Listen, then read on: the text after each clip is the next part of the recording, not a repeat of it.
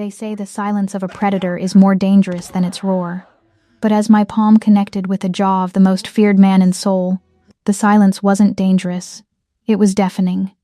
I didn't care about his custom suit or the way his guards reached for their holsters. I only cared about the tears in my son's eyes. Welcome, my fierce hearts and midnight dreamers. If you've been riding with me, you know we don't do boy meets girl here. We do predator meets the one woman dangerous enough to tame him. We do the kind of chemistry that's mixed with gunpowder and bad decisions. Today, we aren't just unboxing a romance. We're unboxing a war zone. You're about to witness a collision between a woman who will burn the world for her son and a mafia lord who just realized his greatest weakness shares his Dina. Hit that like button before the first shot is fired. Subscribe because your obsession starts right now, and smash that notification bell, because in this world, silence gets you killed. Now, let's watch the Dragon of Busan meet his match. The stinging sensation in my hand was the only thing grounding me to reality. The rest of the Grand Hyatt's ballroom had dissolved into a blurred vignette of diamonds, tuxedos, and shocked gasps. 5 seconds ago, I was Janiyah Wright, the respectable head pediatric nurse at St. Mary's International, sipping tepid, sparkling water and hoping the donors would open their checkbooks for the new oncology wing. Now, I was the woman who had just assaulted a man who looked like he owned the air we were breathing. I didn't look at him. Not yet. My gaze was anchored to the floor where Cassian, my 5-year-old world, was dusting off his knees. He hadn't even scraped them. He had just tripped over the hem of a heavy velvet curtain while chasing a rogue balloon. It was a nothing moment, a child's clumsiness. But he had made it something else. "Get up," the man had said. The voice had been a low baritone, wrapped in silk and cruelty. "Tears are a waste of hydration. Stop crying like a weakling." That word, weakling. It triggered a protective rage in me that bypassed logic, bypassed fear, and went straight for the throat. Cassian wasn't weak. My son could recite the periodic table before he could tie his shoes. He had endured fevers that would break grown men without making a sound. He was crying because he was embarrassed, not because he was hurt. I grabbed Cassian's shoulder, pulling him behind the flared skirt of my emerald gown, finally lifting my eyes to the man I had just struck. The first thing I registered was the sheer size of him. He was towering, built like a fortress wrapped in a bespoke black suit that probably cost more than my nursing school tuition. His hair was swept back, severe and dark, framing a face that was devastatingly handsome and utterly terrifying. High cheekbones, a jawline sharp enough to cut glass, and now, reddening slightly where my hand had made contact. Around us, the air pressure seemed to drop. 6 men in matching earpieces materialized from the shadows, their hands sliding inside their jackets. I knew that motion. I worked in the ER long enough to know what comes after that reach. "Ma'am, step back," one of the guards barked, his voice tight with panic. Not panic for him, panic for me. I didn't step back. I stepped forward. "He is 5 years old," I hissed, my voice steady despite the adrenaline flooding my veins. He tripped. He didn't fail a tactical assessment. He fell down. The man in the suit slowly turned his head back to center. He didn't look at his guards. He didn't look at the crowd whispering behind their champagne flutes. He looked at me. His eyes were dark voids, devoid of light, devoid of mercy. For a split second, a shiver of déjà vu rattled my spine, a ghost of a memory, a scent of sandalwood and rain, but I crushed it. The man I loved 6 years ago was dead, buried in a plot I was never allowed to visit. This man was just another rich bully who thought the world existed to be stepped on. "Do you know who I am?" he asked. His English was perfect, clipped and cold. "I don't care if you're the emperor of the universe," I snapped, pointing a manicured finger at his chest. "You do not speak to my son that way. You do not shame a child for being a child. If you want to bully someone, try someone your own size." Oh wait, that would require courage, wouldn't it? A collective gasp went through the room. Someone dropped a glass. It shattered, the sound echoing like a gunshot. The guard closest to him stepped in, a gun half drawn. "Boss, I'll handle." The man raised a single hand. The guard froze instantly. The control he commanded was absolute, terrifying. He took a step toward me. The scent hit me then, expensive tobacco, cold air, and something dangerously masculine. My heart hammered against my ribs, but I refused to blink. If I was going to die tonight in front of Soul's elite, I would die standing between this monster and my son. Courage. He repeated the word as if tasting it. He reached up, his thumb brushing the corner of his lip where I'd struck him. You have terrible survival instincts, miss? Right, I said, lifting my chin. And my instincts are fine. I just have a low tolerance for arrogant pricks. He stared at me. For a long, agonizing moment, he just stared. I expected anger. I expected him to snap his fingers and have me dragged out. But instead, his eyes narrowed, scanning my face with a clinical, almost predatory curiosity. It was as if he were trying to solve a puzzle he hadn't realized was missing pieces. Then, his gaze shifted. He looked past me, down. I stiffened, stepping sideways to block Cassian. But Cassian, my brilliant, curious, frustratingly brave boy, stepped out from behind my dress. Cassian didn't cower. He didn't cry. He adjusted his small bow tie, tilted his head to the side, and looked up at the towering giant with an expression of intense calculating analysis. It was the same look Cassian gave complex Lego sets or difficult math problems. The man froze. The cold indifference on his face fractured. His eyes locked onto Cassian's. Cassian stared back, his small brow furrowing in that specific, serious way he always did when he was thinking hard. He crossed his little arms over his chest, a gesture so innate, so unconsciously arrogant, that it mirrored the man standing in front of him perfectly. The man's breath hitched. It was subtle, barely a tremor in his chest, but I saw it. He took a step closer to Cassian, ignoring the guards, ignoring me, ignoring the gala. He crouched down. He was eye level with my son now. The man reached out a hand, hesitating for the first time. He didn't touch Cassian, but his fingers hovered near the boy's face, as if sensing the heat radiating from him. He looked at the sharp arch of Cassian's eyebrows, the stubborn set of his jaw, the dark, intelligent depth of his eyes. You aren't crying anymore, the man said softly. It was inefficient, Cassian replied, his high voice clear and shockingly calm. And you're rude. The man didn't get angry. A slow, disbelief-laden smirk touched his lips. He looked up at me, standing to his full height. The coldness was gone, replaced by a burning, intense shock that made my stomach drop. He looked from Cassian to me, and then back to Cassian. He saw the birthmark on Cassian's neck, the small crescent moon shape. His hand went to his own neck, unconsciously touching the collar of his shirt where I knew, instinctively, a matching mark lay hidden. That fire in your eyes, he whispered, his voice rough, losing its polished edge. I've seen it in the mirror every morning of my life. He took a step toward me, invading my personal space, his gaze piercing through my soul, stripping away the years, the secrets, and the lies. Who are you, Janiyah Wright? The worst part wasn't the guns. It wasn't the way the security detail formed a tight, impenetrable phalanx around us. It was the silence of the room. Moments ago, these people were sipping vintage Pinot Noir and discussing philanthropic tax write-offs. They were doctors, politicians, celebrities, people who claimed to stand for justice and order. But as the man I knew as Han placed a proprietary hand on the small of my back, a touch that burned through the silk of my dress like a brand, the crowd parted. They split like the Red Sea, but there was no Moses here, only a shark, guiding his prey into deeper waters. I caught the eye of the chief of surgery, a man I'd shared coffee with that very morning. He looked away, suddenly fascinated by the ice sculpture in the corner. That was the moment I understood the true geography of Seoul. There was the city on the map, and then there was the city he owned. Walk, Chan-gu murmured, his voice low enough that only I could hear it. It wasn't a request. I tightened my grip on Kosyan's hand. My son, sensing the shift in atmospheric pressure, remained eerily quiet. He didn't ask where we were going. He just matched my stride, his small patent leather shoes clicking in rhythm with the heavy thud of combat boots surrounding us. We were swept out of the ballroom, through the gilded lobby, and into the humid night air. A convoy of black vehicles idled at the curb like hearses waiting for a funeral procession.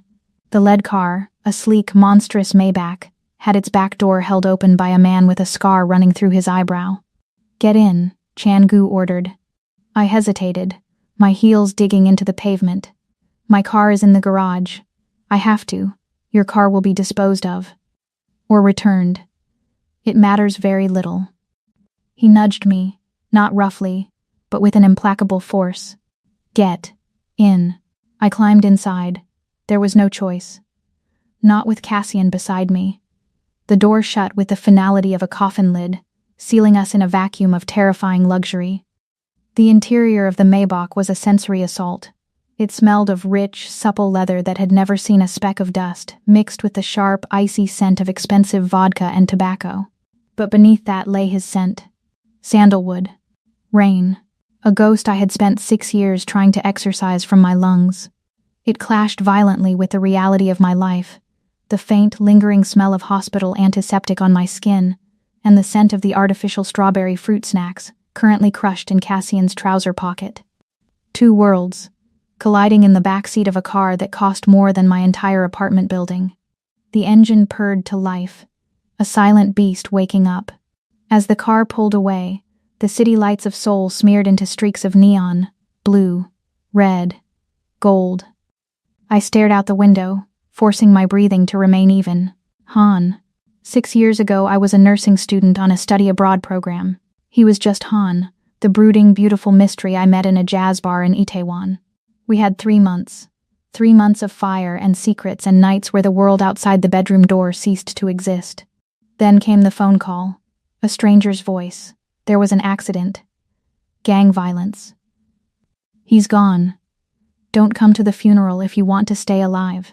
I had mourned him. I had cried until my throat bled. I had returned to America, broken, carrying a secret life inside me. I named my son Cassian, a name that sounded as deep and unending as the ocean, because Han had once told me he wanted to see the Pacific. I came back to Korea a year ago for the position at St. Mary's because the pay was incredible and I wanted Cassian to know his heritage. I thought I was safe.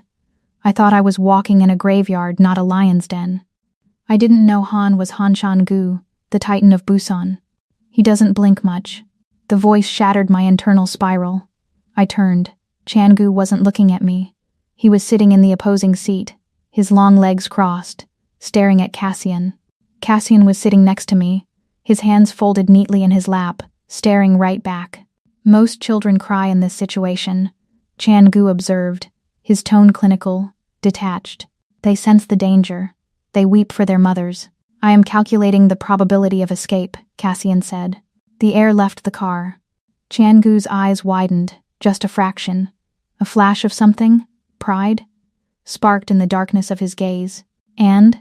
Chan-gu asked. "What is the probability?" "Low," Cassian admitted, sounding disappointed. "The door handles are disabled. The glass is reinforced polycarbonate. And you have 4 guards in the trailing vehicle." I squeezed Cassian's hand, hard. "Cassian, quiet. Let him speak," Chan-gu commanded, his gaze snapping to me. The heat in his eyes was almost unbearable. "He is smarter than you were at his age. You were always impulsive, leading with your heart, slapping men you don't know." "I knew a man once," I said, my voice trembling with a rage I couldn't suppress. "But he died. Apparently, he was a liar too."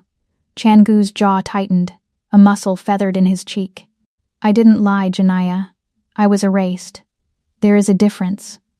Tell that to the candles I lit," I spat. "Tell that to the son I raised alone because I thought his father was rotting in the ground." The words hung heavy in the air. The son I raised alone. He reached into his jacket pocket. For a second my heart stopped, fearing a weapon, but he pulled out a slim, black tablet. He tapped the screen twice and spun it around on the center console to face me. It was a digital dossier.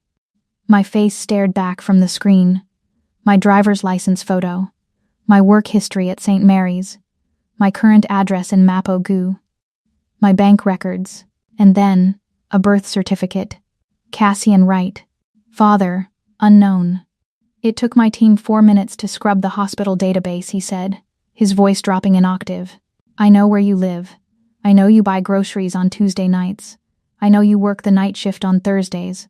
I know everything, Janaya. If you threaten me. Threaten you? He laughed, a dark, humorless sound. I don't need to threaten what is already mine. The car began to slow down. I looked out the window. We weren't heading toward the river, toward the residential district where my small, safe apartment waited. We were heading up into the hills, toward the private estates that loomed over the city like gargoyles. The iron gates of a massive compound were opening ahead of us. This isn't the way to Mapo Gu, I said, panic finally bleeding into my voice. Take us home. Now. Chan Gu leaned forward. He moved with the sudden blurring speed of a viper. Before I could flinch, his hand was on the leather seat beside my head, boxing me in. His face was inches from mine. I could feel the heat radiating off him, smell the danger and the desire mixed into a potent cocktail that made my head spin. His dark eyes roamed over my face, searching for the girl he lost and finding the woman who survived him. I don't believe in ghosts, Janaya, he whispered, the vibration of his voice humming against my skin. But I am looking at a woman I saw buried 6 years ago and a boy who has my father's eyes. We aren't going to your apartment. He pulled back as the car came to a halt inside the compound walls, the heavy gates clanging shut behind us, sealing our fate. You're coming to the fortress. If the Maybach was a cage, the building we arrived at was the prison block. They called it a residence, but that was a lie. It was a monolith of gray limestone and bulletproof glass, carved into the hillside like a scar. There were no flower beds, no welcome mats, only high walls topped with sensors and cameras that tracked our arrival with mechanical indifference. It was beautiful in the way a stealth bomber is beautiful, sleek, expensive, and designed to kill. The car stopped in a circular driveway that looked more like a helipad. The door clicked open. Cassian, I said, my voice tight. Stay close to me. I like the architecture, Cassian noted, looking up at the towering brutalist structure. It's very defensible. Chan Gu stepped out, buttons his jacket. He didn't look at the house. He looked at the perimeter, his eyes scanning for threats that didn't exist. He signaled for us to follow. We walked into a foyer that could have swallowed my entire apartment complex. The floors were black marble, polished to a mirror shine that reflected our distorted silhouettes. The air was chilled, smelling of ozone and silence. But the silence didn't last. Boss. The shout came from the hallway to the left. A set of double doors burst open, and 3 men stumbled in, dragging a 4th man between them. The injured man was pale, clutching his abdomen, blood seeping through his fingers and dripping onto the pristine marble floor. Ambush on the south route, one of the men panted. They were waiting for the decoy car. Chan Gu didn't flinch. He didn't rush forward. He stood perfectly still, his face a mask of cold fury. Is the doctor here? Traffic. The guard gasped. He's 20 minutes out. Minho is fading, boss. The injured man groaned, his knees buckling. They dropped him to the floor, the metallic smell of blood instantly overpowering the expensive cologne in the room. I looked at the man on the floor. He was young. Too young. His lips were turning blue. I didn't think. I didn't calculate. The part of me that was a frightened captive vanished, replaced instantly by the part of me that ran the busiest pediatric ER in Seoul. Put him flat, I barked, dropping Cassian's hand. Now. The guards froze, looking at me with confusion. Did I stutter? I shouted, stepping over the expensive rug and dropping to my knees beside the bleeding man. Lay him flat to maintain blood flow to the brain. You, I pointed at the biggest guard. Give me your belt. Now. I didn't wait for permission. I ripped the silk tie off the injured boy's neck and pressed it into the wound. He screamed. Keep pressure here, I ordered the guard holding him. I looked up at Chan Gu. He wasn't moving. He was watching me. His eyes were dark, dilated, fixed on my blood-stained hands.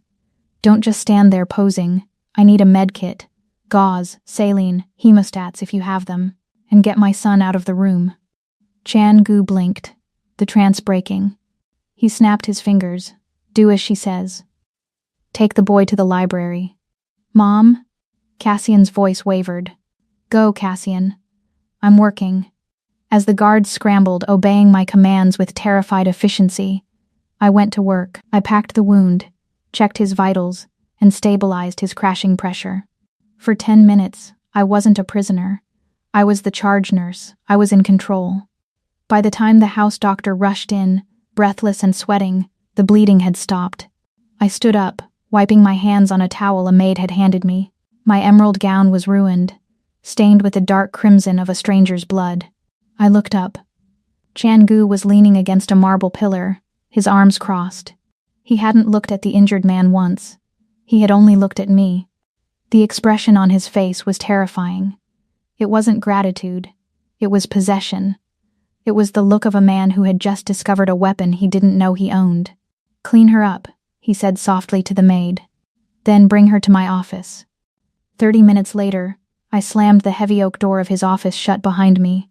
I had scrubbed the blood off my hands, but I couldn't scrub away the adrenaline. I was wearing a fresh robe they had provided, silk, black, too big, because they had taken my dress to be cleaned. Chan-gu was sitting behind a desk that looked like it was carved from the hull of a ship. He was pouring 2 glasses of amber liquid. "You have steady hands," he said, sliding a glass across the mahogany surface. "I want my son," I said, ignoring the drink, "and I want a car to take us home." "Home," he repeated. He picked up a remote and pressed a button. The wall behind him, which I thought was a solid panel, slid open to reveal a massive screen. On it was a live feed of an apartment building. My apartment building. "I bought it," he said casually, taking a sip of his drink. I froze. "What?" "The building. The land it sits on. I bought it 20 minutes ago. My holding company also just paid off the remaining 40 million won of your nursing school loans. And, purely for efficiency, I had your resignation letter sent to St. Mary's." The room spun. You can't do that." "I can." I did. He stood up, walking around the desk. "You are homeless, unemployed, and debt-free. You have nowhere to go, Janaya. You arrogant son of a—" I lunged for the desk, grabbing the heavy file folder sitting there, the contract, and hurling it at his chest. Papers scattered across the floor like confetti. "I am not a piece of property you can acquire. I am a mother. I am a professional." "Exactly," he said, his voice dropping to a growl. He stepped into my space, forcing me back until my hips hit the edge of the desk. He didn't touch me, but he caged me in with his body, his hands planting on the wood on either side of my waist. "You are a professional," he hissed, his face inches from mine. "And I need a professional. You saved my man downstairs. You have fire. You have skills. I won't work for a criminal. You'll work for the father of your child." The air left my lungs. "Cassian is a target now," he said, the cruelty in his voice replaced by a stark, brutal honesty. "My enemies were at that gala. They saw him. They saw me look at him. If you walk out that door, you won't make it to the main road before someone snatches him to get to me. Is that what you want? Do you want his blood on your hands, Janaya?" "You did this," I whispered, tears of rage stinging my eyes. "You brought this danger to us, and now I am the only wall standing between him and the fire." He reached out, his thumb brushing the pulse point on my neck. My heart was hammering against his finger. He could feel my fear. He could feel my hate. And God help me, he could feel the treacherous spark of electricity that still arced between us after 6 years of silence. "The job is simple," he murmured. "You stay here. You live here. You are his protector. You are my private medical consultant. You have full access to everything, except the exit. And if I refuse, you won't." He leaned in, his lips brushing my ear, his heat enveloping me completely. "You can hate me, Janaya. You can try to run. But every breath that boy takes is now protected by my blood. You signed your freedom away the moment you let me see his face. Sunlight didn't enter this house, it was permitted access.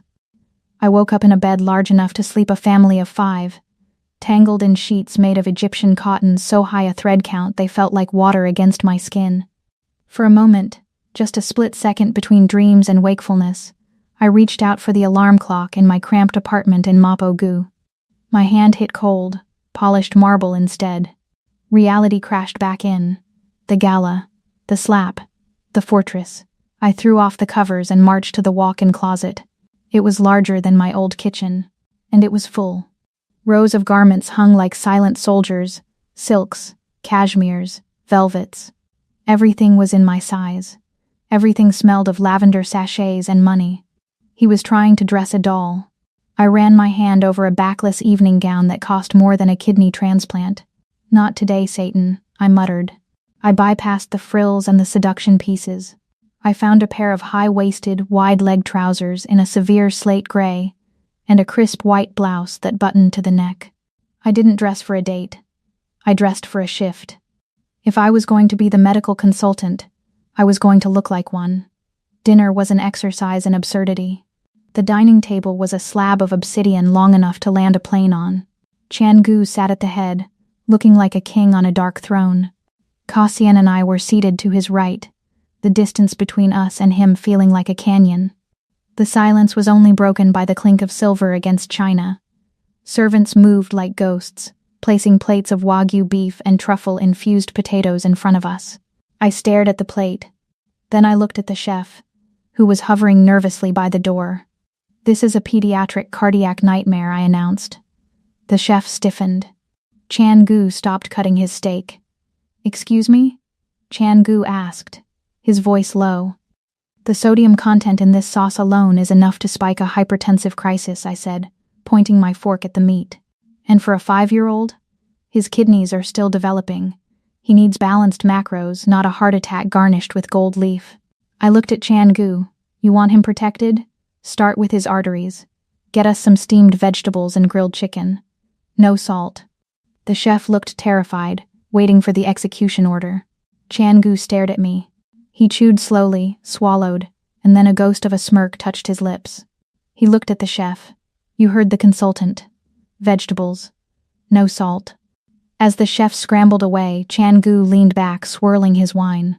"You are difficult to please, Janaya. I'm not here to be pleased." I shot back, cutting Cassian's meat into tiny pieces. "I'm here to keep my son alive, even if it's from your hospitality." After dinner, we retreated to the playroom. If my apartment was a shoebox, this room was a toy store. It had floor-to-ceiling shelves of Lego sets, rare action figures, and a coding station that rivaled NASA's setup. But despite the abundance, the room felt sterile. Cold. Cassian sat in the center of the plush rug, dismantling a complex robotic arm he'd found. He was quiet. Too quiet. He hadn't spoken since we arrived. I sat on the window seat watching him, my heart aching. He was internalizing the stress. He was like a little sponge soaking up the tension of this house. Then I felt it, the prickle on the back of my neck. I scanned the room. There, hidden in the eye of a stuffed bear on the high shelf, the glint of a lens.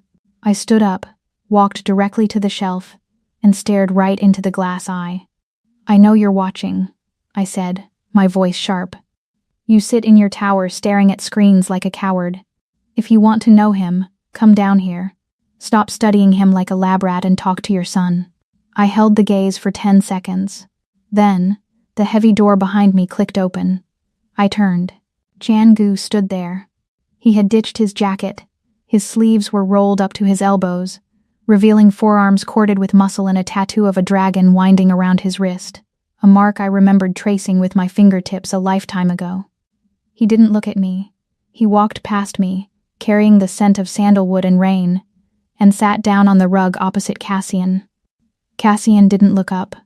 He was struggling with the servo motor of the robot arm. It wouldn't align. Chan-gu watched him for a long minute. He didn't coo. He didn't use a baby voice.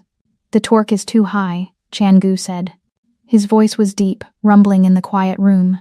Cassian paused. He looked at the robot, then at Chan-gu. "It needs to grip," Cassian said, his brow furrowed. "It can't grip if the gear strips," Chan-gu countered. He reached out. "May I?" Cassian hesitated. He was possessive of his projects. But he nodded.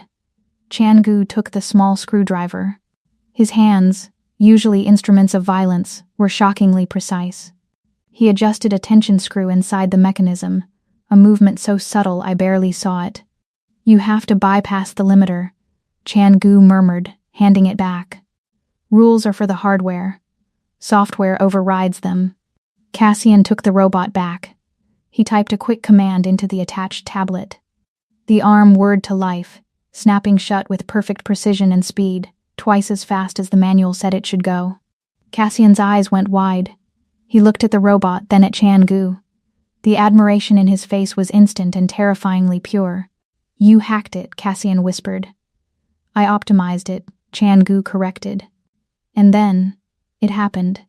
Cassian threw his head back and let out a laugh. It wasn't a polite chuckle. It was a belly laugh, a sound of pure, unadulterated delight. It was a sound I hadn't heard since we left America. It bounced off the cold walls, warming the room instantly. "Do it again," Cassian demanded, shoving another robot at the most dangerous man in Korea. Chan-gu froze. The sound of that laugh seemed to hit him harder than my slap had. He looked at the boy, his boy, and the mask of the Mafia boss cracked. For the first time I saw the man beneath. The man who had been lonely for 6 years. He picked up the second robot. "Okay. Watch closely." I stood in the corner, my arms wrapped around myself, feeling a dangerous lump form in my throat. I wanted to hate him. I needed to hate him. But watching them, two geniuses with the same eyes, speaking a language only they understood, it chipped away at my armor. An hour later, Cassian was asleep on the rug, clutching the robot. I carried him to the bed in the adjoining room, tucking him in. When I stepped back into the hallway, Chan-gu was waiting. The lights were dimmed, casting long shadows across the marble. He was leaning against the wall, staring at the floor. When he looked up, the air between us pulled tight, charged with an electricity that made my skin prickle. "He is brilliant," Chan-gu said softly, "like you." "He's stubborn," I replied, my voice barely a whisper. "Like you." Chan-gu pushed off the wall and took a step toward me. He stopped just outside of touching distance. The smell of him was overwhelming, masculine, heady, intoxicating. He looked at the closed door of Cassian's room, then back to me. His eyes were dark, swirling with a conflict that mirrored my own. "I brought you here to protect my blood," he said, his voice rough, like gravel over silk. "I thought I was securing an asset." He looked at my mouth, then up to my eyes. The intensity of his gaze pinned me to the spot. "I didn't realize," he whispered, "that you'd be the one to make it start pumping again." The sky over Seoul didn't just break, it shattered. The storm had rolled in off the Yellow Sea an hour ago, turning the night into a violent strobe light of purple and white. The thunder wasn't a rumble, it was a detonation. It shook the limestone walls of the fortress, rattling the reinforced glass like a cage being kicked by a giant. For most people, it was just weather. For me, it was a time machine. Crack boom. I flinched, dropping the glass of water I'd been trying to drink in the sanctuary of my bathroom. It smashed against the tile, but I didn't hear it. I heard the echo of mortar fire. I smelled cordite and burning rubber. The phantom ache in my left shoulder flared. A sharp biting pain that had nothing to do with barometric pressure and everything to do with a life I had buried under scrubs and nursing degrees. I couldn't stay in the bedroom. The walls felt too close, too much like a bunker. I tightened the sash of my silk robe, a sliver of silver fabric that felt like a second skin, and opened the door. The hallway was dark, the only light coming from the lightning flashing through the skylights, illuminating the marble floor in brief ghostly bursts. I walked toward the main salon. I needed space. I needed to see the storm, to prove to my racing heart that the explosions were just nature, not man-made. I wasn't alone. The main salon was a cavern of shadows. The floor-to-ceiling windows offered a panoramic view of the violence outside. Standing in front of them, silhouetted against the chaos, was Chan-gu. He held a tumbler of amber liquid in one hand. The other rested against the cool glass of the window. He was watching the lightning strike the hills with a stillness that was unnatural. He looked like he was commanding the storm, or perhaps negotiating with it. I should have turned back. But my feet were bare, silent on the rugs, and I was drawn to him like a moth to a flame that would inevitably burn its wings. "You can't sleep," he said. He didn't turn around. He didn't have to. The man had the senses of a wolf. "The thunder is loud," I lied, my voice steady but husky. Liar. He turned then. A bolt of lightning tore through the sky, flooding the room with a harsh, blinding white light. It stripped away the shadows. It stripped away my defenses. The robe I wore was thin. The light cut through the silk. But more importantly, it caught the exposed skin of my shoulder where the fabric had slipped. There, marred against the smooth, dark skin of my deltoid and trailing down toward my scapula, was a map of violence. A jagged, ugly keloid scar. It wasn't the clean slice of a surgical scalpel. It was the messy, chaotic tear of shrapnel. A souvenir from a medical mission near the DMZ that the official record said never happened. Chan-gu froze. The glass in his hand tilted, the ice clinking softly. His eyes, usually so guarded, went wide. He wasn't looking at my face. He was looking at the scar. The darkness returned as the lightning faded, but the image was burned into the room. Janaya, he breathed. The name sounded like a prayer and a curse. He set the glass down on a side table with a heavy thud and crossed the room. He moved with a predatory grace, closing the distance between us until I could smell the scotch on his breath and the heat radiating from his chest. I instinctively stepped back, pulling the robe up to cover myself. "Don't. Show me," he commanded. It wasn't a shout. It was a whisper wrapped in iron. "It's nothing. A car accident. Years ago. Another lie." He reached out. His hand, large and calloused, hovered over my shoulder. He didn't grab me. He waited. The air between us crackled, charged with more electricity than the storm outside. I know what a car accident looks like. That is a burn. That is metal tearing through flesh. That is war. He gently, almost reverently, pushed the silk aside. I stopped breathing. No one had touched that scar in years. Not since Cassian was born. It was my secret shame, my reminder of the violence I was capable of. His fingertips grazed the raised skin. His touch was shockingly cool against my burning flesh. He traced the jagged line of the scar, his touch feather light, exploring the topography of my pain. "Who did this to you?" The rage in his voice was terrifying. It was a low, vibrating growl that seemed to come from the center of the earth. He wasn't disgusted. He was furious. Not at me, but for me. "It was a different life," I whispered, shivering under his touch. "Before Cassian. Before I learned that healing was harder than killing." His eyes snapped to mine. The admission hung in the air. Harder than killing. He looked at me with a new expression. The curiosity was gone, replaced by a dark, simmering recognition. He saw the monster in me, the survivor, and he didn't run. He welcomed it. "We are a matched set, then," he murmured. He took my hand and guided it to his chest, pressing my palm flat against his dress shirt. I could feel the heavy, powerful thud of his heart. Under his shirt, I felt the ridges of something hard, thick scar tissue running across his ribs. "A knife," he said simply. "When I was 12. My father's rival thought I was too slow. He was wrong. But he left a reminder." He stepped closer. We were chest to chest now. The storm raged outside, wind howling against the glass, but inside, the silence was heavy, thick with desire. He looked down at me, his eyes searching my face, dropping to my lips. My breath hitched. My body betrayed me, leaning into him, seeking his warmth, seeking the oblivion that only he could offer. His hand moved from my shoulder to cup my neck. His thumb brushed my jawline. He lowered his head. I closed my eyes, tilting my chin up, waiting for the collision. His breath ghosted over my lips. "Janaya." I could taste the scotch on his tongue. I could feel the danger. I wanted it. God, I wanted it. But then, he froze. The hand on my neck tightened for a split second, then released. He pulled back, putting a foot of cold, empty space between us. My eyes flew open. He was looking at me, his chest heaving slightly, his pupils blown wide with a hunger that terrified me. But his jaw was set in a line of brutal control. "Go to sleep, Janaya," he rasped, his voice rough, like he was swallowing glass. "Go back to your room." "Chan-gu, go," he ordered, turning his back to me to face the storm again. He gripped his own wrist, the dragon tattoo flexing, as if restraining himself from reaching out again. "Go before I forget that you are my employee. Go before I forget that you are only Cassian's mother." I stood there for a moment, trembling, my skin cold where his hand had been. The rejection stung, but beneath it I heard the warning.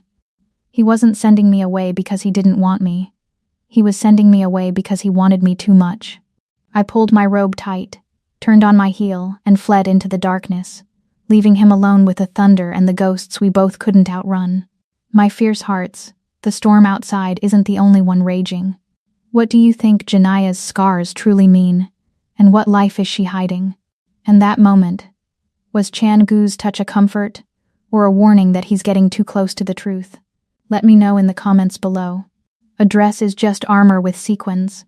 That's what I told myself as I stared into the full-length mirror. The mirror. Chan-gu had sent a rack of pastel, docile gowns, the kind worn by women who smile and nod. I sent them back. If I was going into the lion's den, I wasn't going as a lamb. I chose a gown of my own selection, midnight blue velvet, structured and sharp, with a slit that ran dangerously high up my left thigh. It wasn't for seduction. It was for access. I lifted the heavy velvet hem.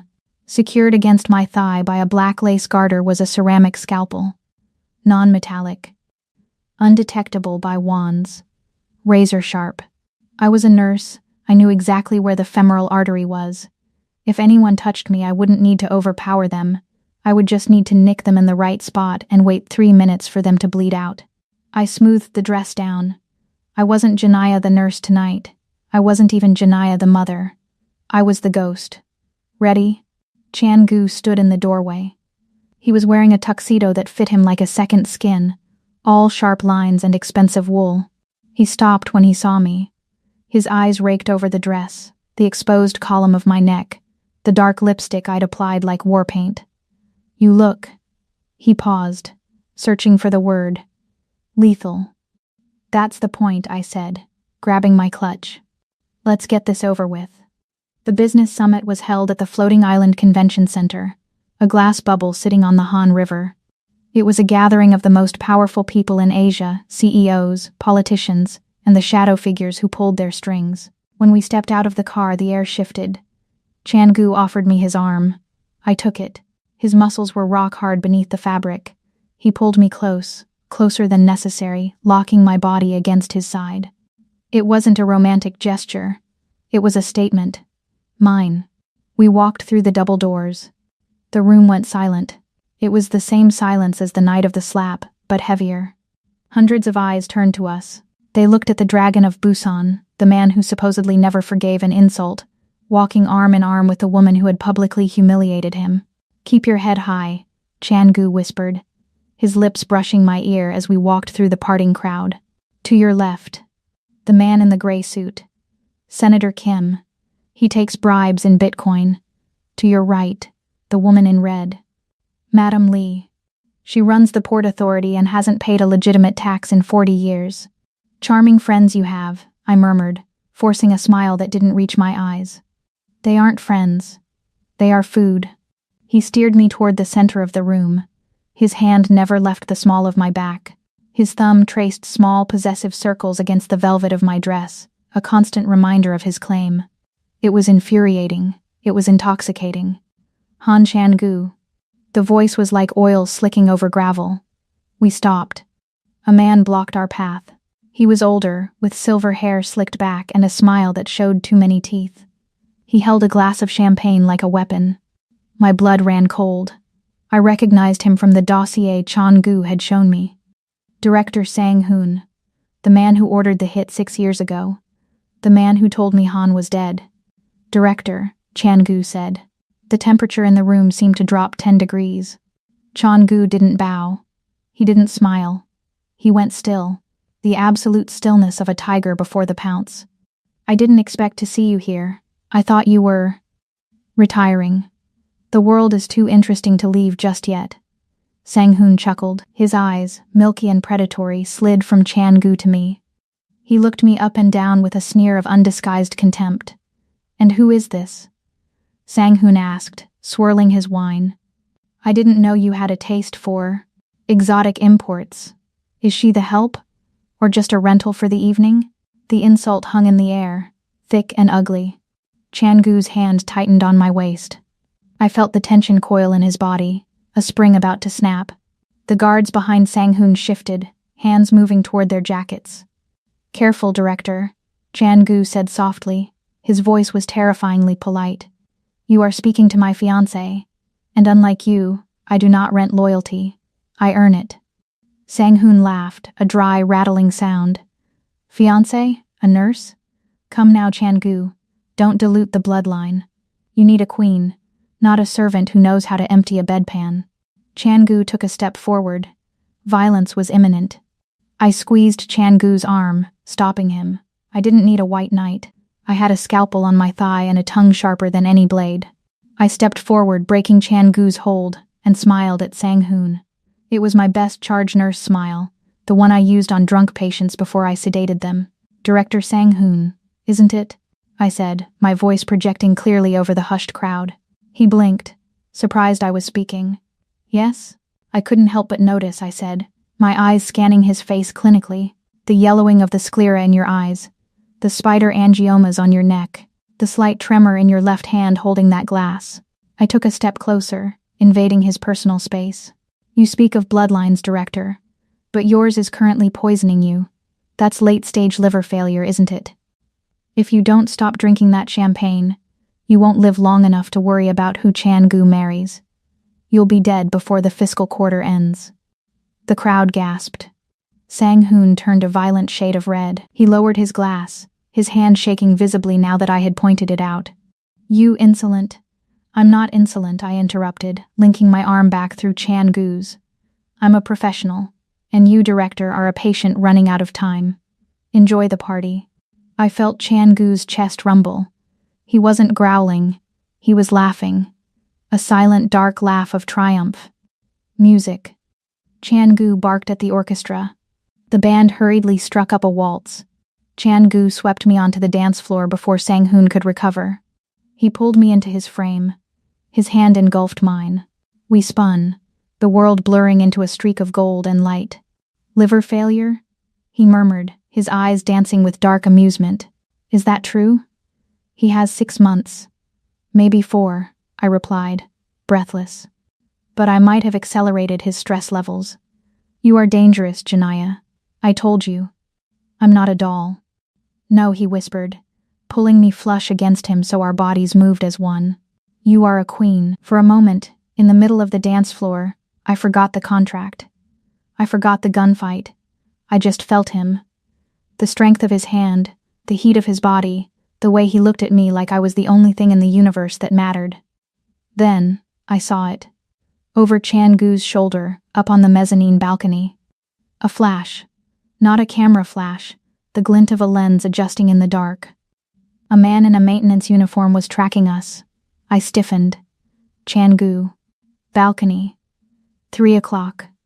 Chan-gu didn't look. He didn't break the rhythm of the waltz. He just spun us, putting his broad back between me and the shooter, shielding me with his own body. "I see him," he whispered against my hair. "Is it a sniper?" "Recon," he said, his voice dropping to a deadly calm. "They are taking pictures. They want proof of your face. Proof of the weakness. What do we do?" He pulled me closer, his grip bruising. "Don't look up," he commanded. "Smile. Smile like you love me. Smile like we are the happiest couple in Seoul. If they want a show, let's give them a tragedy." I looked up at him. I forced a smile onto my lips, but my eyes were wide with fear. "The war has officially started, Janaya. Happiness is a trap. It softens your edges, dulls your reflexes, and makes you forget that in a world built on violence, peace is just the reloading phase." For 2 hours, I forgot. The morning sun was streaming through the bulletproof glass of the kitchen, turning the marble counters into a sea of gold. The air smelled of brewing espresso and pancakes. It was domestic. It was terrifyingly normal.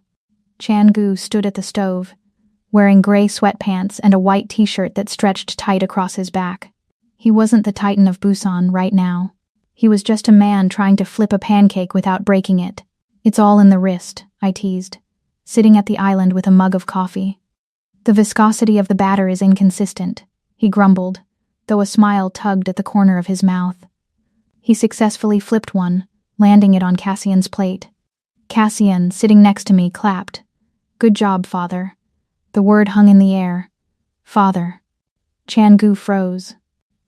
He looked at Cassian, his eyes softening in a way that made my chest ache. He reached out, ruffling Cassian's hair with a hand that had broken bones and signed death warrants. Eat up, smart guy, Chan-gu said softly. Then he looked at me. The heat in his gaze wasn't the predatory hunger of the night before. It was warmer. He walked around the island, leaning in until his face was inches from mine. Last night, he murmured, his thumb brushing my lower lip. You were incredible. I haven't seen anyone shut Sang-hoon down like that in a decade. I just told the truth, I whispered. Maybe, he said, leaning closer, his eyes dropping to my mouth. Or maybe you really are a queen. He was going to kiss me. And God help me, I was going to let him. I leaned forward, closing the gap. Slam, the kitchen doors burst open, hitting the walls with a crack like a gunshot. Chan-gu spun around, his body instantly shifting from lover to killer. He placed himself between us and the door before I could even blink. It was head of security, Min-sok. Behind him were 3 armed guards. They weren't in standby mode. Their weapons were drawn. Put the weapons away, Chan-gu barked, his voice dropping to a growl. You are scaring the boy. I can't do that, boss, Min-sok said. He didn't look at Chan-gu. He was looking at me, and the look in his eyes was pure, unadulterated hatred. Explain, Chan-gu said.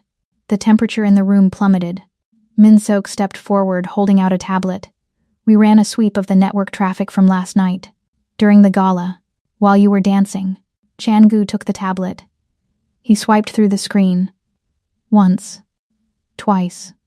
His back went rigid. The relaxed posture of the morning vanished, replaced by the tension of a steel cable about to snap. This is a mistake, Chan-gu said, but his voice lacked conviction. It's not, Min-sok insisted. Outgoing transmission. Encrypted. Level 5 masking. It originated from her phone, boss. The timestamps matched the moment she stepped onto the balcony. Chan-gu turned slowly. The man who had looked at me with warmth 10 seconds ago was gone. In his place was the dragon. His eyes were void of light, 2 black holes that swallowed everything. Who did you send it to? He asked. His voice was so quiet it was terrifying. Send what? I stood up, my heart hammering. I didn't send anything. I don't even have the encryption keys for. Don't lie. Chan-gu roared. The sound shook the room. Cassian whimpered, sliding off his stool to hide behind my legs. Chan-gu threw the tablet onto the marble island. It slid across the surface, stopping right in front of me. I looked down. It was a chat log. Sender, J. Wright. Recipient, Director Sang-hoon. Message, target confirmed. The heir is viable. Trust established. Proceed with Phase 2. I didn't write this, I said, my voice shaking with a mix of fear and fury. Chan-gu, this is a deep fake. Anyone could have cloned my email. Look at the syntax. Heir is viable? I don't talk like that. No, he said, stepping closer. But a ghost does. He reached out and grabbed my arm, the arm with a scar. His grip was bruising. The scars. The combat triage. The way you handled Sang-hoon. I thought you were a survivor, he hissed. His face inches from mine, twisted in a grimace of betrayal. But you're just an operative. You played me. You used my son to get inside. I am his mother. I screamed, trying to yank my arm free. I would never put him in danger. You already have. He released me with a shove that sent me stumbling back against the cabinets. His hand went to his waistband. He pulled his gun. Boss, Min-sok warned. Not in front of the kid. Chan-gu stared at me down the barrel of the gun. The black metal eye didn't blink. I saw his finger tighten on the trigger. For a second, I thought he would do it. I thought he would end me right there in the kitchen where we made pancakes. Get out, he whispered. Chan-gu, please. Get out. He screamed. Before I put a bullet in your heart to see if it's as black as mine, I scrambled to grab Cassian. Come on, baby. We're leaving. No. Chan-gu signaled the guards. 2 men grabbed me. Another grabbed Cassian. No. Mommy. Cassian screamed, thrashing in the guard's arms. Let me go. Father, make them stop. Take the boy to the safe room, Chan-gu ordered, not looking at his son. He kept his gun trained on me. He stays. The asset is compromised, but the heir remains. He is not an asset. I fought, kicking and scratching. I landed a solid blow on one guard's throat, but the other slammed the butt of his rifle into my ribs. I gasped, the air leaving my lungs. Chan-gu, don't do this. They're setting you up. Look at the timestamp. It's a plant. Throw her out, Chan-gu said, turning his back on me. If she steps foot on the property again, kill her. They didn't drive me to the city. They dragged me to the main gate and shoved me onto the asphalt. You're lucky he still has a soft spot, Min-sok sneered, throwing my purse after me. I would have buried you in the woods. The heavy iron gates groaned, swinging shut with a final booming clang that echoed like a prison sentence. I lay on the wet pavement, gasping for air, clutching my bruised ribs. The rain had started again, cold and unforgiving, soaking through my thin blouse. Inside the walls, my son was crying.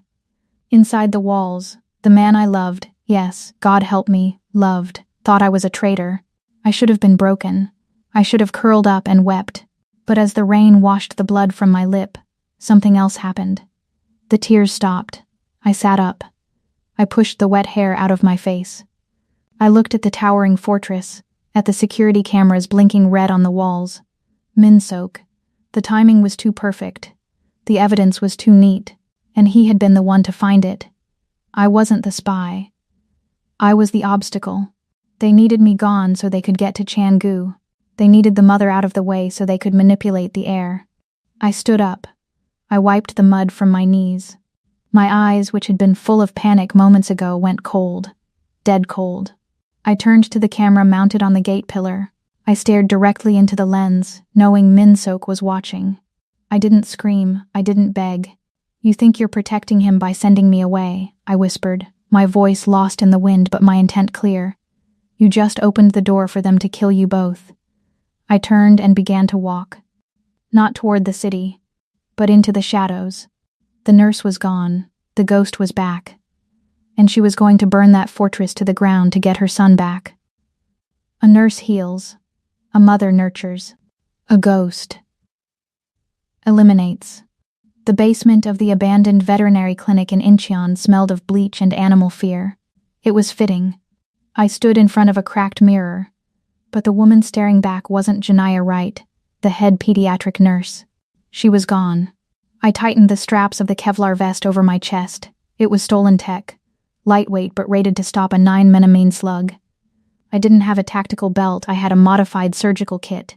In the loop on my left thigh, 4 syringes of concentrated epinephrine. In the sheath on my right boot, a ceramic combat knife. In my hand, a silenced P226 Sig Sauer I dug out of a cache I buried 6 years ago, just before I decided to be a good person. Being good nearly got my son killed. I racked the slide. The sound was a crisp, mechanical promise. I wasn't going to the fortress to negotiate. I wasn't going to prove my innocence. I was going to perform a surgery. The tumor was Min-sok, and the procedure was going to be invasive. The fortress was burning. I could smell it from the perimeter wall, the acrid scent of melting plastic and expensive wood. The sensors on the outer wall were dead, disabled from the inside. Min-sok hadn't just opened the door, he had rolled out the red carpet for Sang-hoon's kill squad. I didn't take the front gate. That was a kill box. I moved to the north face of the limestone monolith. During my exile in the Golden Cage, I had memorized every inch of this prison. I knew the climate control vents for the wine cellar were wider than standard code. I slipped through the grate, dropping into the cool, dark shaft. I crawled. My elbows scraped against the metal, but I didn't feel it. I only felt the pounding rhythm of my heart, beating a frantic war drum. Cassian. Cassian. Cassian. I dropped out of the vent into the pantry, landing silently in a crouch. The house sounded like a slaughterhouse. Gunfire echoed from the main foyer. Heavy boots stomped on the marble above. I moved. I flowed through the shadows of the kitchen, the same kitchen where Chan-gu had made pancakes 48 hours ago. Now, It was riddled with bullet holes. A maid's body lay by the refrigerator. I didn't stop. I couldn't save the dead. I reached the service door that opened onto the mezzanine overlooking the foyer. I froze. Below me, the grand entrance hall was a war zone. The obsidian floor was slick with blood. Bodies, Changu's loyal guards, were scattered like broken toys. And there, behind an overturned marble table near the library doors, was Changu. He was a wreck. His tuxedo shirt was torn, soaked in crimson at the shoulder. He was firing his handgun with his left hand, his right arm hanging uselessly by his side. He was pale, sweating, backed into a corner. 6 mercenaries in full tactical gear were advancing on him in a phalanx. They weren't rushing. They were toying with him. They knew the Dragon of Busan was defanged. "Give up the boy, Han," one of them shouted, "and we'll make it quick." Changu didn't answer. He just fired again, dropping a man. But his magazine clicked empty. He dropped the gun. He reached for a knife on his belt, swaying on his feet. He was going to die. He was going to die protecting the door to the room where he thought Cassian was safe. I pulled the pin on the flashbang I'd rigged from magnesium flares. "Close your eyes, Changu," I whispered. I dropped the grenade over the railing. Bang! A supernova of white light detonated in the center of the foyer. The mercenaries screamed, clutching their eyes. I didn't wait for the ring to fade. I vaulted over the railing. I hit the floor in a roll, coming up behind the lead mercenary. Before he could blink the spots from his vision, I drove the ceramic knife into the gap between his helmet and his vest. Severed spinal cord. He dropped without a sound. I spun. 2 shots. Thwip. Thwip. The second and third men fell, holes in their temples. The fourth man, blinking blindly, swung his rifle wildly. I ducked under the barrel, sweeping his legs. As he hit the marble, I didn't shoot. I jammed a syringe of pure epinephrine into his carotid artery. His heart would explode in 30 seconds. The last 2 men scrambled back, realizing the predator had changed. I raised my weapon, my face a mask of stone. 2 clean shots. Silence returned to the foyer, broken only by the gurgling of the dying men and the heavy, ragged breathing of the man behind the table. I turned. Changu was staring at me. He was slumped against the marble, his face gray, his eyes wide with shock. He still held his knife, trembling, pointed vaguely in my direction. He looked at the bodies. He looked at the tactical gear. He looked at the woman he had thrown out into the rain. "Janaya?" He rasped, blood bubbling on his lips. You're the spy." I walked over to him. I didn't offer comfort. I didn't hug him. I holstered my weapon and crouched down, grabbing his chin to force him to look at me. "I am not a spy," I said, my voice cold and hard as steel. "I am a mother. And you are bleeding out." I ripped the hem of my shirt, pressing the fabric into his shoulder wound. He groaned, his head lolling back. "Why?" He whispered. "I exiled you. Because you were stupid," I snapped. "And because my son needs a father, even if that father is an idiot who trusts the wrong people." I grabbed a discarded rifle from a dead mercenary and shoved it into his good hand. "Can you stand?" "I think my leg is broken." I didn't ask for a diagnosis. I asked if you can stand. He looked at me. The shock in his eyes began to fade, replaced by a flicker of the fire I knew. He gritted his teeth, a low growl building in his throat. He used the rifle as a crutch and hauled himself up, swaying but upright. "Good," I said. "Save the questions for later. If you want our son to see the sunrise, you're going to help me kill the rest of these people." He nodded, a grim smile touching his bloody lips. "Yes, ma'am." Then a sound tore through the silence, a scream, high-pitched. Terrified. Cassian. It came from the library. The safe room. Changu's head snapped toward the double doors. "No." The doors creaked open. Minsok stepped out. He was using Cassian as a human shield. A gun was pressed to my son's small temple. Cassian was sobbing, his face wet with tears, his little hands gripping Minsok's arm. "Drop the weapons." Minsok screamed, his voice cracking with panic. "Drop them or I paint the walls with his brains." Chan-gu froze. The rifle dipped. I didn't freeze. I calculated. Distance, 15 meters. Target, Min-sok's left eye. Obstruction, high. I looked at Chan-gu. He looked at me. In that split second, the betrayal, the lies, the exile, it all evaporated. We weren't lovers. We weren't enemies. We were parents. Together, Chan-gu whispered. On my mark, I replied. We moved as one. The library was a crematorium for words. Centuries of history bound in leather were curling into ash as the fire, fed by the oxygen rushing in from the shattered foyer, licked up the mahogany shelves. The heat was a physical weight, pressing against my eyeballs, sucking the moisture from my lungs. But the deadliest thing in the room wasn't the fire. It was the man standing in front of the burning hearth. Min-sok was unraveling. The polished, stoic head of security was gone. In his place was a creature of sweat and frantic, trembling rage. His arm was wrapped tight around Cassian's throat. The barrel of his Glock was pressed so hard against my son's temple, it made a dent in his soft skin. Stay back.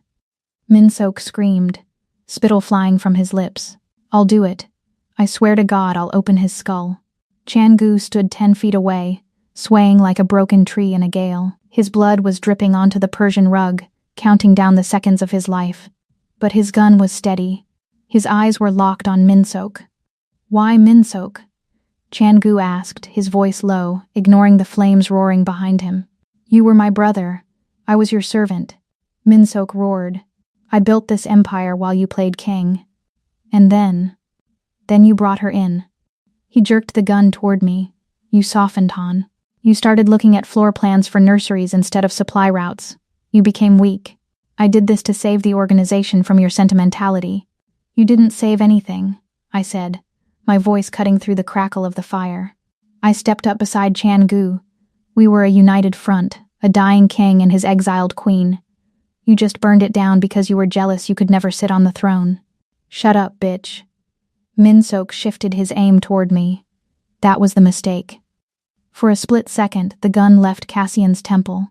I locked eyes with my son. Cassian was terrified, tears streaming down his soot-stained face, but his eyes, they were Chan-gu's eyes. They were analyzing. They were waiting. Cassian, I said, my voice terrifyingly calm. Do you remember the bee sting protocol? Min-sok blinked, confused. What? Cassian's eyes widened. He remembered. Anaphylaxis drill. When the throat closes, you drop to the floor to preserve oxygen flow. You become dead weight. Now, Cassian. I screamed.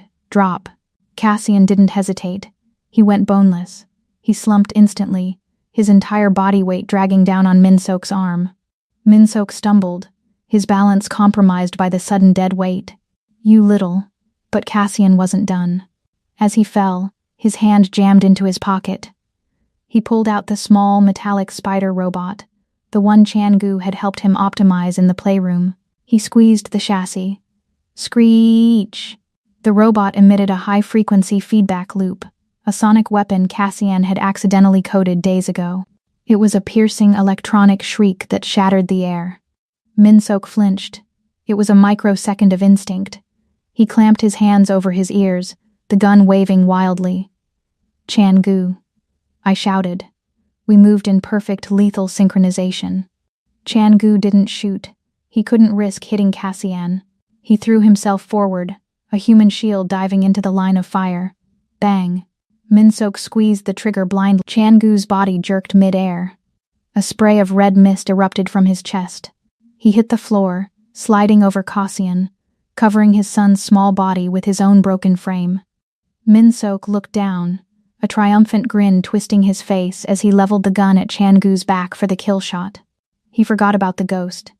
I didn't run. I didn't scream. I stood my ground, raised the Sig Sauer, and exhaled. The world slowed down. I saw the bead of sweat on Min-sok's forehead. I saw the madness in his eyes. I saw the realization dawn on him that he had made a fatal error in target prioritization. I squeezed the trigger. Thwip. One shot. The bullet entered Min-sok's left eye and exited the back of his skull, taking his jealousy, his ambition, and his life with it. He dropped like a stone. Father. Cassian screamed from beneath the pile of bodies. I dropped my gun and sprinted across the room, skidding on my knees beside them. The heat was unbearable now. The bookshelves were collapsing, raining sparks around us like hellfire confetti. I shoved Changu's heavy body off Cassian. Cassian, move. Get to the window. Cassian scrambled out, unharmed but shaking. I turned to Changu. He was on his back, staring up at the burning ceiling. His shirt was a ruin of blood. The bullet had taken him high in the chest. Han, I choked out, pressing my hands directly into the wound. The blood was hot, pulsing against my palms. Han, stay with me. He coughed, a wet, hacking sound that brought pink froth to his lips. His eyes found mine. They were glazing over. Did I catch him? He whispered. You caught him, I sobbed, ripping the hem of my tactical vest to pack the wound. You saved him. You stupid, stubborn man, you saved him. Good, he wheezed. His hand, heavy and stained with soot, fumbled for mine. He gripped my fingers weakly. The fire, it's warm. No, you don't get to die. I leaned over him, using my body to shield him from the falling debris. I was pressing down with everything I had, trying to keep the life inside him. I did not walk through hell and back just to watch you quit on me now. Breathe, Han. That is an order. The roof groaned. A massive beam crashed down on the other side of the room, sending a wave of sparks over us. Sirens began to wail in the distance, the first sign that the outside world had noticed the dragon's fortress was burning. Changu's eyes fluttered. He looked up at me, seeing the tears cutting tracks through the soot on my face. He saw the fierce, terrifying love I had tried so hard to hide. You came back, he whispered, a ghost of a smile touching his bloody lips. I leaned down, pressing my forehead against his, our breaths mingling in the smoke. I never left, Han. I promised him, my voice breaking. I just had to find my way through the dark. His eyes closed. His grip on my hand went slack. Han? Han. I looked at Cassian, who was huddled by the window, watching us. We have to move him, I said, my voice turning into the steel of the surgeon. Grab his feet, Cassian. We are leaving this house. All of us. 6 months. That's how long it took for the scars to fade and for the winds to sweep away the last of the ash from the old fortress. We didn't just rebuild, we reinvented. We built a world on top of the ruins, one where the walls were made of glass instead of limestone, inviting the sun to witness our survival. The new estate is a modern paradise of jasmine gardens and open spaces, though beneath the beauty lies a security grid that would make the Pentagon look like a playground. I adjusted the lapel of my white Dior blazer, the silk cool against my skin. My stethoscope hung loose around my neck, my silver chain of office. I wasn't just the woman of the house. I was Dr. Janaya Wright, director of the Han Medical Foundation and the architect of our new legitimate future. This is sensitive business, Mrs. Han, the man across the desk sneered. Mr. Choi, a logistics partner from Incheon who still smelled of old-world arrogance, barely spared me a glance. Perhaps you should check on the dinner menu? The men have grown up things to discuss. Changu sat in the leather armchair opposite him. He didn't roar. He didn't reach for a weapon. He simply leaned back, his hand resting on the head of a sleek ebony cane, the only visible trophy from the fire that had tried to claim him.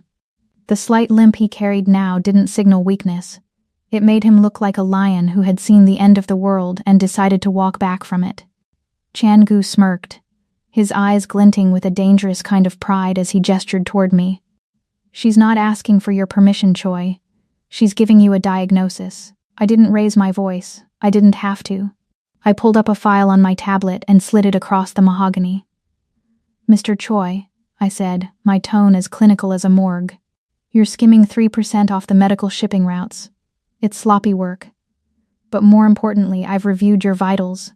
You had a pacemaker installed in 2021. The encryption on that specific model is a joke. I could hack the frequency from this iPad and stop your heart before you even finish your scotch. Now, do you want to sign the new contract with the 15% royalty fee? Or shall we see how long your battery lasts? Choi turned a sickly shade of gray. He looked at Changu, seeking a mercy he wouldn't find, then back at me. With a hand that trembled violently, he signed the paper and fled the room. You're getting meaner, Changu murmured, standing up. He crossed the room, his gait uneven but his presence absolute. I'm getting protective, I replied, stepping into his arms. The scent of him, sandalwood and rain, was the only thing that could truly quiet the ghost inside me. The door burst open before he could kiss me. Mother. Father. Look. Cassian skidded into the room, holding a drone that looked like a metallic dragonfly. I fixed the stabilization gyroscope. I bypassed the altitude limiter. It can hover silently for 3 hours now. Chan Gu laughed, a rich, unburdened sound that filled the house. He pulled Cassian into a one-armed hug, then looked at me over our son's head. His eyes were soft, the voids finally filled with light. He reached into his pocket and pulled out a small velvet box. Inside wasn't a delicate diamond, it was a heavy platinum band engraved with the Han family crest. For the partner who saved the Empire, he whispered, sliding the weight of it onto my finger, and the woman who saved my soul. I looked at the ring, then at the 2 men who were my entire universe. I used to clean up the blood of strangers for minimum wage. I used to be a ghost in my own life. Now, I run the city that tried to break me. The smell of bleach is a distant memory, replaced by the scent of jasmine, the heat of the man I love, and the future I fought to keep. But as the sun sets over the Han River, bathing the city in a bloody crimson glow, a sleek black motorcycle pulls up to the outer gates. The rider doesn't speak.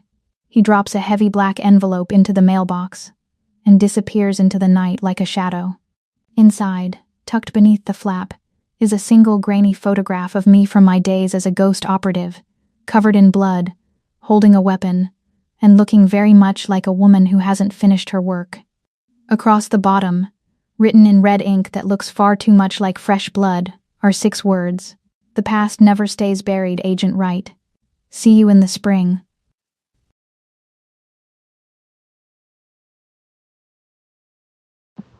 I love these stories. I love that the women's character are intelligent, smart. Keep writing. I'm sharing your stories with my friends.